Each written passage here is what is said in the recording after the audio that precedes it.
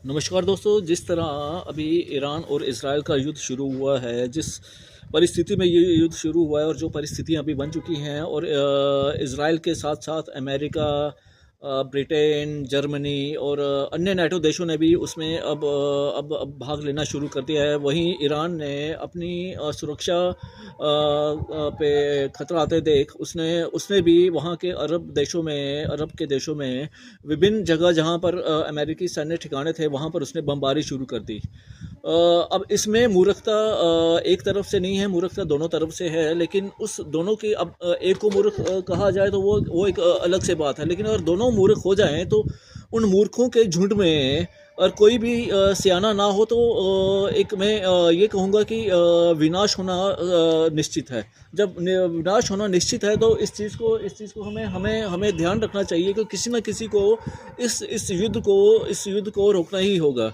ये युद्ध केवल दो देशों के बीच में नहीं हो रहा है। ये युद्ध अब दो देशों के बजाय 15 देश इसमें आ चुके हैं, नाटो देश इसमें आ चुके हैं, खाड़ी के कई देश इसमें संलिप्त हो चुके हैं। और हर कोई एक दूसरे को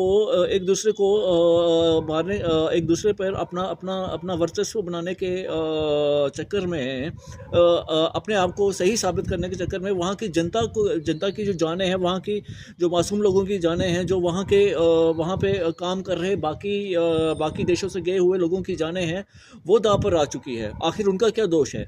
और इनकी मूर्खता की वजह से, इनकी मूर्खता ये अगर अपने अपने आप का अपना अपना अपना वर्चस्व बताने के चक्कर में, और इन्होंने एक मैं कहूँगा कि 100 करोड़ से अधिक जनता को इन्होंने दांव पर लगा दिया। उन लोगों की जान दांव पर आ चुकी है। और किसी ने भी अगर मूर्खता की, तो ये जो युद्ध है, जो अभी 10 से 12 देशों के बीच में लड़ा जा रहा है, या 10 से 15 देशों के बीच में लड़ा जा रहा है, ऐसा ना हो कि ये पूरे विश्व तक इसकी आग फैले और इस आग में भारत भी लपेटे में आ जाए।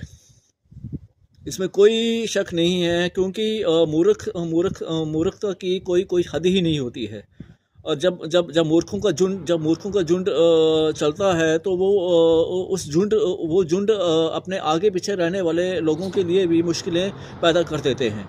तो ये इस समय विश्व में जितने भी जो यूनाइटेड नेशन में जितने भी लोग सदस्य हैं, उनको मिलकर इसका कोई ना कोई हल निकालना चाहिए।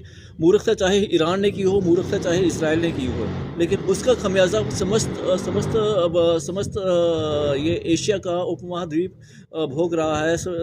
आधे से ज़्यादा एशिया के देश इस समय युद्ध में संलिप्त हो चुके हैं, जिसमें मैक्सिमम मिडिल ईस्ट के देश और नाटो देश इसमें आ चुके हैं।